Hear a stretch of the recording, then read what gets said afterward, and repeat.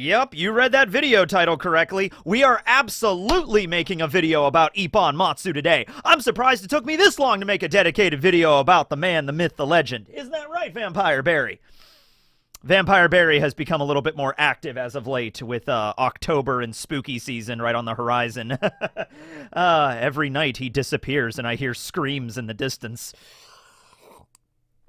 It's quite disconcerting. Anywho, over in Logtown, in the Pole Star Islands of the East Blue, as you're approaching the entrance to the Grand Line, there's a little shop, and this shop is Ipponmatsu's arms shop. It's been in business in the family for over 200 years, and the person that's currently running this fine establishment is this perfect, immaculate specimen of a man, Ipponmatsu. Honestly, greatest sword master ever born and ever will be born. The only reason why he runs this shop in this little corner of the East Blue is just because he got too bored with being great. He was out there in the world cutting down swordsmen, marine pirates alike. He used to be a Yonko at one point, but even that was too boring for him. Dude, have you ever just watched an anime or like anything, like played a video game or played a D&D campaign where it's like some random character in the background, not even a member of the supporting cast or like not even just like anybody that will be relevant, just a random NPC, but you have a connection with that random NPC. Like, man, I love that. Who is this guy? Who's this random dude sitting at the tavern, DM? Oh, that's just Bob. He's a hobgoblin. Oh, man, I love Bob the hobgoblin. Let's ask him to come on our journey, right? You know? Ipponmatsu is that kind of character to me, all right? I remember watching the 4Kids dub for the first time, which is how I was, exposed to One Piece. And I remember Zoro at Logtown. Both of his katanas were destroyed by Mihawk. He only had the Wado remaining. And hey, he's heading to the Grand Line. Things are going to get really intense. He needs 2 new swords. And the way that Oda wrote this into the story was great, He didn't, defeat a strong opponent and get the swords off of them. He just goes into a store and buys them. But the way that this flows, I really like. And we have the whole scene with Zoro throwing the Sandai up in the air and almost cutting off his damn arm, which is something that 4Kids actually included. They kept that part in. Zoro throwing a sword up in the air and it's like, most kids in America probably won't have access to katanas. They'll be fine. We can leave that part in, right? But Ipponmatsu is also the first person to tell us about the curse of the Kitetsus. He explains it all. It's like, oh yes, the Kitetsus are renowned and infamous as cursed blades. Anybody that picks them up dies a gruesome death. And Ipponmatsu himself even brings up, I chucked it in one of those barrels and by the corner of the shop, like the clearance section. I'm afraid to get rid of it because it's a curse, so I kind of don't want to mess with it. I don't want to, scrap it because that could result in the curse coming back to me. I don't want to sell it to a swordsman because if I sell it to a swordsman and then they die, I'll feel responsible for their death, kind of, and then the curse might default back to me or something. So Ipponmatsu just doesn't want anything to do with it, right? So he can't get rid of it, but he can't sell it, so it's just kind of there, right? And then you also have Zoro's other sword, the Yubashiri, which is honestly my favorite sword that Zoro's ever used, was Yubashiri. I really like the design of it. This is his family's, heirloom. This was something that was, passed down to him from his father and grandfather of this, family business. So, it's kind of hard to explain. Ipponmatsu, when we first meet him, so Zoro walks into the shop. He's looking for swords. At first, Ipponmatsu is a very welcoming shop owner. Zoro's like, hey, I'm looking for some blades. And Ipponmatsu's like, oh, yes, come into my shop. It's been here for over 200 years, family run and everything like that. Very popular with the locals. We have our finest new swords and antique swords and swords for fashion. He actually says that. There's fashionable swords. Oh, yes, there was this man in here a little while ago named Cavendish. He had the most fabulous scabbard I've ever seen. You know what I mean? So, anyway, he's like, oh, yes, come on in. We have everything that you could possibly want. And Zoro is just like, I only got 100,000 berries. What'll this get me? Now, 100,000 berries might seem like a lot, but if you're doing a one-to-one comparison for Japanese yen, 100,000 berries is only about $700. And he actually borrowed that money from Nami. That's where Zoro got it from, right? So Nami gave him $700 to go buy some swords. Now, if you want to get some just decorative swords, if Zoro did want to buy some just fashionable swords to carry around with him, maybe it would have been less than that. that. But if he wanted actual functional swords, like that he's going to use in a fight, you know, $700 for 2 of them, that's not really going to cut it. So Ipponmatsu immediately switches gears. He goes from being the nice, polite salesman, oh yes, come on in, look around, have a gander at anything. You know, we have a lot of fabulous products in here. It's like, I only got $700 for 2 swords. And Ipponmatsu's like, this guy's broke. Oh, God, okay. Whatever, yeah, I have my discount section, the barrel swords over there. They're all rusted and blunt, but that's all I can offer you. And Zoro is actually willing to be like, I'll make do with whatever, okay? I just need to have 3 swords. It's kind of my thing. I invented this thing called Santoryu. No one's ever thought of it before. There was that one guy that tried to use 3 swords with his butt, but I used the last one in the mouth. That's really where it works out, right? And Ipponmatsu's like, I don't care. Just go and dig a sword out of the barrel, 2 swords out of the barrel, bring them back up here. I'll ring you out and just get out of my shop. I don't have time for this crap today, right? Okay? So, at that same time, he notices that Zoro is carrying the Wado Ichimonji. Now, this is where you start to indicate that Ipponmatsu, he is not just some kind of like scammer or something. He's not just like working here without any, like, he doesn't know anything about swords. He's just working here trying to scam money out of people or whatever. No, he knows his shit because he sees the Wado, and without even like unsheathing it to even look at the blade, he knows pretty much immediately that is the Wado Ichimonji. That is the White Road to Harmony. That is one of the Owazamono grade swords, and there's only 21 of them in the entire world, and this dumbass green swordsman just walked into my shop with this blade, not even knowing probably what it is, right? So he's like, hey buddy, can I see that sword real quick? I just want to take a look at it. And Zoro's like, sure?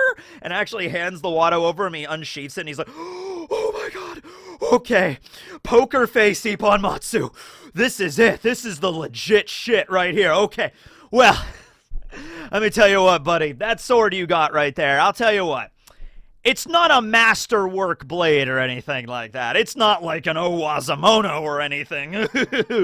But it's also not a shitty sword either. It's like above average. It's an above average blade. Tell you what, I'll give you 200,000 for this sword. And then with the 100,000 you came in with, that'll make it 300K. And then you could split that between 3 swords. So 100K for each sword. That should get you some decent steel.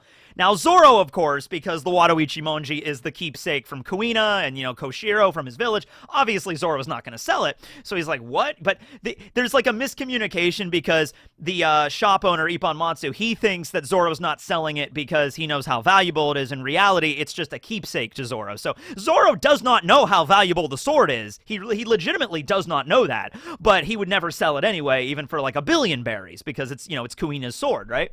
So he's just like, I'm not selling it. It's like, okay, how about 300,000 berries for it? Okay, 500,000 berries. All right, 600,000 berries, and that's my final offer. 2 million, you know, like whatever. And it keeps going up and up and up, and then eventually Tashigi wanders in, and Tashigi goes into the shop, and she has her little sword dictionary, which, by the way, I just realized, how much, like, where did Tashigi get that sword encyclopedia that she had? Because the Wado Ichimonji was forged by Shimosuke Kozaburo in the land of Wano, all right? Like, he is one of the foremost, greatest swordsmiths in the entire world. But also Wano is like a very isolated area. So how much do like there's a book that's published in the world. Apparently Tashigi just went and picked this up that has like the Wado Ichimonji listed as like one of the 21 greatest swords. Now, Kozaburo obviously left Wano and he, you know, set up shop in the east. So maybe that's where it gained its fame. But really when you look at it, I mean, the Wado Ichimonji was forged by Kozaburo, given to Koshiro, we can assume, and then eventually passed down to Kuina, and then Zoro ended getting it after Kuina died. So how much fame could have the Wado Ichimonji really achieved in the world, honestly? Like Zoro is probably honestly the first person to have wielded it that actually made a big name for himself, okay? Yeah, Koshiro was a good swords master. I mean, he taught Zoro everything, and then also Kuina, you know, was pretty strong too, but, you know, she passed away at a young age, and so Zoro was the one that really made a big name for it. Maybe that's why it's so big, because Zoro was a bounty hunter running around at this point. But anyway, so Tashigi has the book, and and she's like, yeah, this is one of the 21 greatest swords in the world, or 21 of the Owazamono. You're like, selling this for anything less than $1 million would be like insanely cheap. It's probably worth a lot more than that, honestly. So Ipponmatsu gets really upset over that because Tashigi kind of ruined it for him and just like, okay, fine, whatever. Yeah, you have one of the greatest swords in the world. I hope you understand that. You're just a novice, but whatever. Go pick out 2 swords out of the barrel and get the hell out of my shop, right? So we get to see that from Ipponmatsu. He knows a good sword when he sees it, okay? He's not just all bluster and bravado, okay? He knows what he's doing running this shop, all right? He has the eye, right? So that's when Zoro goes over. He fishes out the Sandai Kitetsu out of the barrel, and then that's when Tashigi's like, oh, wait a minute, that's the Sandai Kitetsu. That's a Wazamono grade sword. It should be worth at least this much, but you're only selling it for 50,000 berries? That's super, super cheap. Why would you do that? And Zoro's like, it's cursed, isn't it? And Ipponmatsu's like, yeah, and then so he goes into the whole thing about the blades. You know what? I think I could probably get away with showing the 4Kids cut of this. I might not show the whole animation, but I'll show like the audio, or I'll play the audio from the episode. All a swordsman had to do was carry this beauty, and the blade would send him right to his wretched doom. And now, you can't find a swordsman in the whole world who'd use it. Nobody wants to thumb his nose and take a chance with the power of the curse. The blade ought to be melted for scrap. I would have tossed it already, but this curse thing is way too scary. Ooh, that was creepy. But anyway, yeah, cursed sword. Now, this does not deter Zoro. Zoro, if anything, it gets him more excited. He's like, ooh, cursed sword, I like that. Well, I guess we'll find out what's better, my good luck or this curse. And so he just chucks the sword up in the air, and Tashigi's like, ah! And Ipponmatsu's like, no! Don't cut off your arm on my property! That's not gonna look, my insurance doesn't cover this! And then it like passes right by Zoro, and it lands, like, buries itself all the way up to the hilt, basically, on the floor, and he takes it out, and Zoro's like, I'll take it. And then at that moment, Ipponmatsu realizes this man is a real swordsman. He isn't just some random guy off the street. And Ipponmatsu even feels genuinely bad for trying to scam Zoro from the Wado earlier. So in that one moment, Ipponmatsu is like, you know what? I am going to entrust my lifelong dream to this man. That's the effect Zoro has on random bystanders, okay? Within a moment. But it doesn't seem unbelievable. It actually seems kind of believable. We get a little bit more backstory with Ipponmatsu in the manga than we do in the anime. So one thing that he actually mentions, because Tashigi's in there, and Tashigi's talking about her dream to Zoro. And she's bringing up that, like, oh yeah, there's a lot of famous blades in the world that are being wielded by criminals, and my dream is to get them all back. And a lot of people have actually already made videos talking about Tashigi's dream and how it is probably one of the most impossible dreams to achieve. Because there's no way, because her dream is to get all of them, not every single one, but like all of the swords being wielded by like strong pirates in the world back in the possession of people that are good. And there's no way Tashigi's gonna do that, right? Like there's no way. Like Tashigi, from her perspective, the idea that Shanks has Griffin, which is, I don't think it's ever been confirmed it's a Saijo, but it's a Saijo. The fact that, you know, Whitebeard had Murokumo Giri, or the fact that Shanks had Griffin, was like, that those swords need to be in the right hands, not in the hands of pirates. There's no way Tashigi is beating Shanks and taking Griffin. There's no way that's happening, right? There's no way Tashigi's beating Mihawk and taking Yoru. No way. So I was going to make a video about that, but a lot of other people have made really good, you know, videos kind of breaking that down. So I don't know if I could really add much to that or whatever, but I'm talking about it here, I guess. But yeah, maybe at some point, though, Tashigi will, instead of just defeating everybody, will come to realize that, like, yeah, maybe not, like, you know, Mihawk having Yoru is not really a bad thing. Like, the sword chooses the wielder kind of situation. Maybe she'll come to that conclusion, because there's no way she's achieving the dream as it is established now, right? Well, anyway, Ipponmatsu kind of chimes in, and he's like, I don't really give a shit who wields swords, whether or not it's a Marine or a pirate. Honestly, before that monster smoker set up shop in Logtown, I was making crazy good business. I mean, business was booming in here. Pirates were coming in on their way to the Grand Line. I was selling swords and guns and shields and armor out the wazoo. And now, since Smoker's here and he's busting up all the pirates' heads, I haven't really had shit for business. This guy over here, the green-haired dude, was the first person to come in here all week or something, right? Nobody wants to buy swords and guns lands anymore. You know, it's not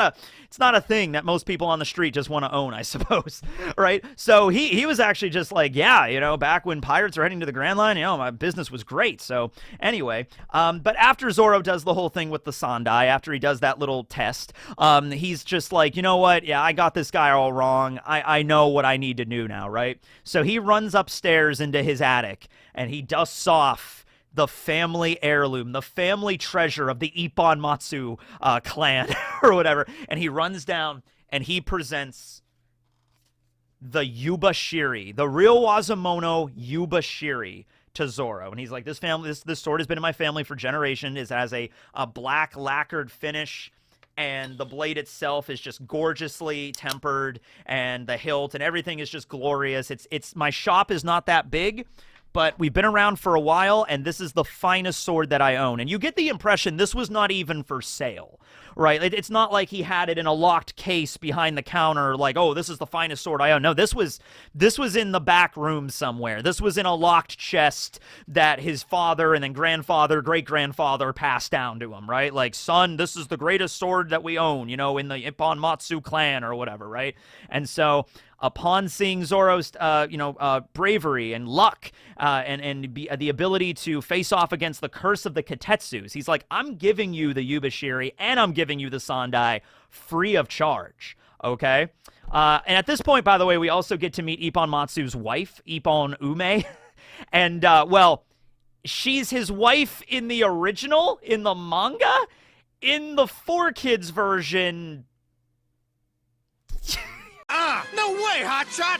If you use that sword and wind up shish kebab, it'll be my fault! Oh, you big knucklehead! Sell the thing already! Mom, I won't! Yeah, wife, mom, you know, it is kind of funny, you know, just like he lives with his mom, and his mom is just like, you're gonna sell those swords, Ippon? And he's like, oh, Mom, I can't sell the cursed sword. Do you want to get cursed? I don't want to get cursed. It's like, time to take out the trash, young man. Just like, okay. But no, it's his wife. It's his wife, yes. And so she's even like, you know, I can't believe you gave away the family treasure to a random guy with green hair that just walked into the shop one day, right? And Ipponmatsu is like, no. What's wrong with trusting one's dream to another man? And she's just like, just clean the bathroom. Yes, dear, I'll take care of that. And he picks up the mop and he goes off into the bathroom, right? Dude, that one line of dialogue of like, what's wrong with entrusting one's dream to someone else? That speaks like volumes about what Ipponmatsu's past is like, okay? So originally, when I was planning this video, I was thinking, what if Ipponmatsu's father, or maybe grandfather, was part of that group that left Wano like 50-something years ago with Kozaburo, okay? And so they came over to the east, and some of them set up shop in Shimosuke, and a few others split off and settled in other regions, okay? That's where Tashigi most likely was born, and her parents were, or grandparents might have been from Wano, but she was raised in another village, not Shimosuke, okay?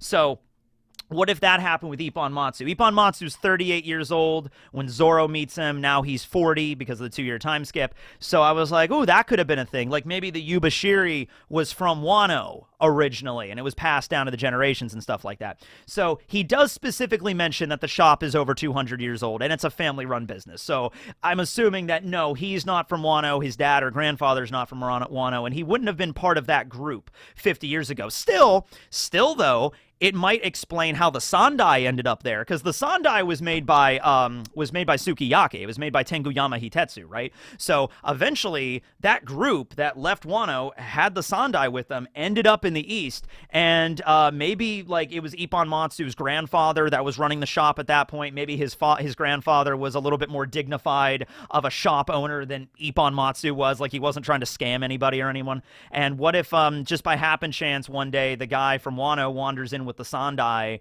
and gives it to him, and Ipponmatsu's father or grandfather takes it and they understand what it is, and it's like, I'm going to leave it with you because I think you could take care of it or something. Maybe, I don't know. And then when Ipponmatsu took over the shop, he was like dusting this off, and he was like, oh yeah, this thing, yeah, I don't know what I'm going to do with that, right? So it could be that. Also, I mean, the shop's been in business for 200 years.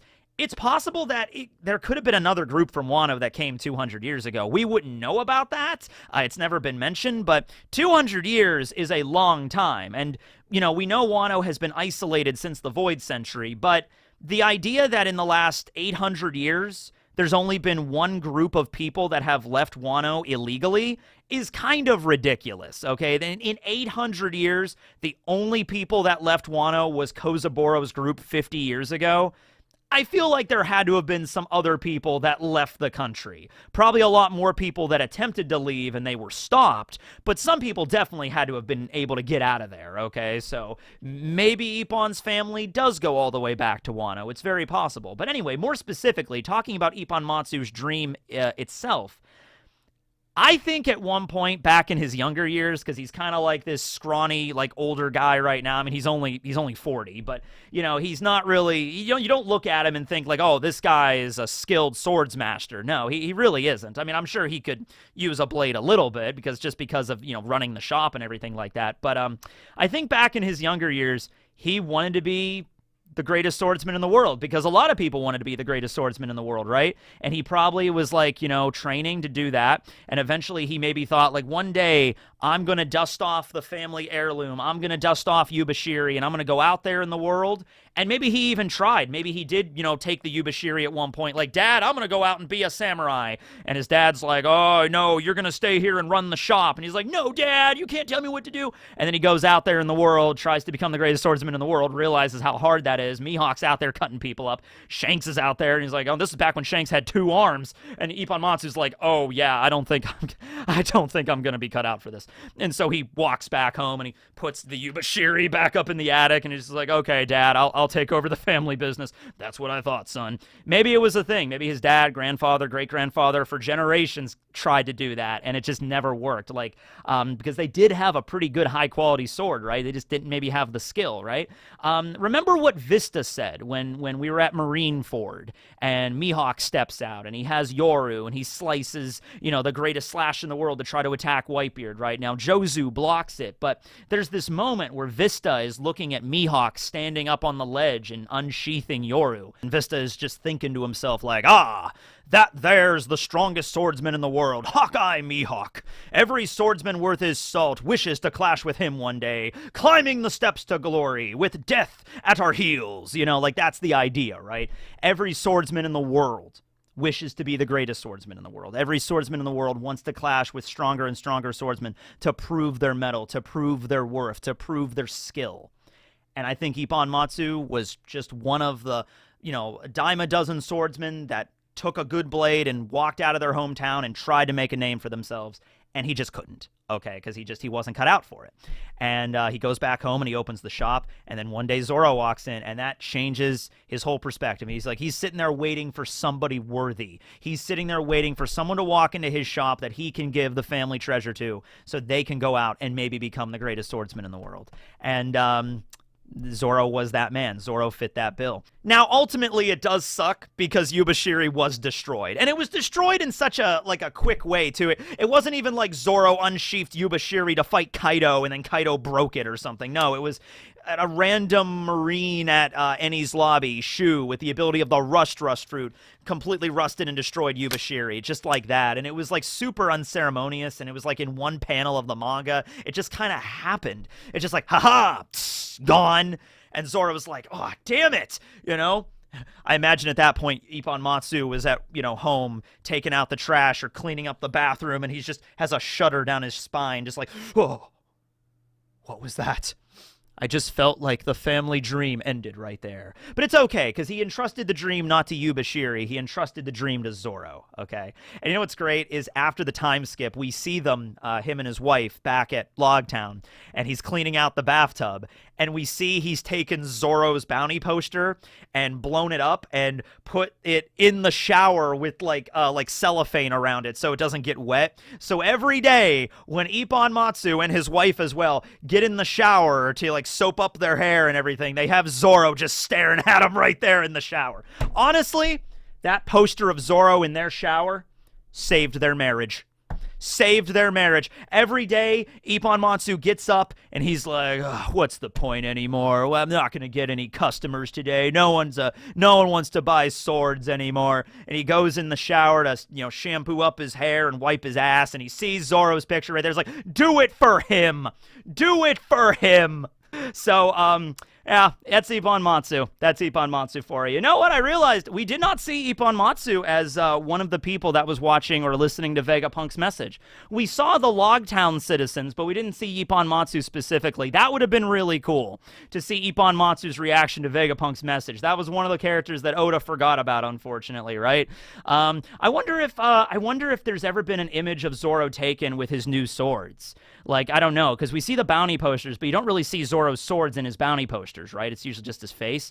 So I'm wondering if at any point there was a thing in the paper where Ipponmatsu will see Zoro, and he's got the Enma and the Sandai and the Wado, and he's like, "What happened to Yubashiri? Aw, did it get destroyed? Oh, well." And, this is probably never going to happen. I don't see this happening, but who knows? Maybe maybe Oda will throw in a little scene of Zoro going back to Logtown. Maybe. Zoro goes back at Ipponmatsu's shop after so long, and Ipponmatsu has like a giant poster of Zoro in there, like, "This is where Zoro bought his swords." Zoro goes in there, and he's just like, "Hey, man, remember me?" "Oh, I guess you do." With all the posters everywhere, I guess you do. Sorry about this. Yubashiri was destroyed in one of my battles. I laid it to rest on an island in the Florian Triangle out in the middle of the Grand Line. And, I bet Ipponmatsu would be like, "That's unfortunate. It was a family heirloom. But you know what? It's okay. Because I entrusted my dream to you, and even though the Yubashiri was destroyed, you still had the Sandai that I gave you, and you carried on the dream. You carried on. Don't let the flame die out! You carried it on, and you succeeded, and you became the greatest swordsman in the world." I kind of want Zoro to have just one scene where he goes back to Logtown and tells Ipponmatsu about his adventure. That would be fun. That would be cool. Probably not going to happen, but it would be cool. Anyway, that's the video on Ipponmatsu. What is, who is any kind of, like, character in One Piece that only maybe had, like, because Ipponmatsu only appears in, like, one chapter, and that's it. And then in the cover page way later on, like, after the time skip. But are there any other characters like that you've only met, like, once or twice in One Piece, where it's like, you know what, even though we didn't get to spend a lot of time with that character, I really like them. They have, like, that unique kind of character. Oda gave them, like, just enough mystery and just enough backstory to make you think that, like, this is an actual person that has depth, not just a random NPC that works at the shop, This is somebody of there's a story with Ipponmatsu. There's a little bit of how he ended up where he did and why he gave the Yubashiri to Zoro and what his dream was and everything. So let me know about that down below. Anyway, thanks for watching, everybody. This will be Tekking and Vampire Berry. Signing out. Later, everyone. R.I.P. Yubashiri.